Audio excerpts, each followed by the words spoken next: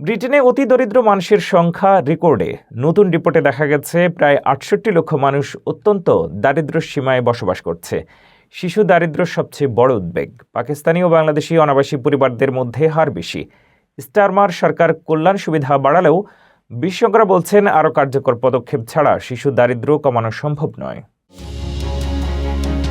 ব্রিটেনে অতি দরিদ্র মানুষের সংখ্যা রেকর্ড উচ্চতায় পৌঁছেছে। জোসেফ রাউন্ড্রি ফাউন্ডেশনের নতুন রিপোর্টে দেখা গেছে বর্তমানে প্রায় ৬৮ লক্ষ ব্রিটিশ বাসিন্দা অত্যন্ত দরিদ্র সীমায় বসবাস করছেন। মোট দারিদ্র্যের হার সামান্য কমে ২১% হলেও অতি দরিদ্র মানুষের সংখ্যা বেড়ে গেছে ৮% থেকে ১০%। সবচেয়ে উদ্বেগজনক হল শিশু দারিদ্র্য। প্রায় ৪৫ লক্ষ শিশু এই অবস্থার মধ্যে আছে।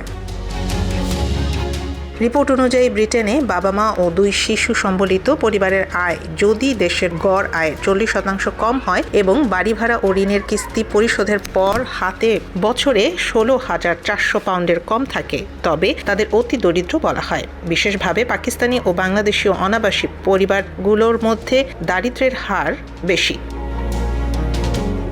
স্টারমার সরকার সম্প্রতি ২০১৭ সালে আরোপিত বিধি নিষেধ তুলে দিচ্ছে, যাতে স্বল্প আয়ের পরিবারের তৃতীয় বা তার বেশি সন্তানও সরকারি কল্যাণ সুবিধা পেতে পারে। তবে ফাউন্ডেশন সতর্ক করেছে, একমাত্র এই পদক্ষেপ যথেষ্ট নয়। শিশু দারিদ্র্য কমাতে আরও কার্যকর নীতি ও সমন্বিত উদ্যোগ প্রয়োজন, নতুবা শিশুদের পুষ্টি, স্বাস্থ্য ও ভবিষ্যৎ ঝুঁকিতে পড়বে।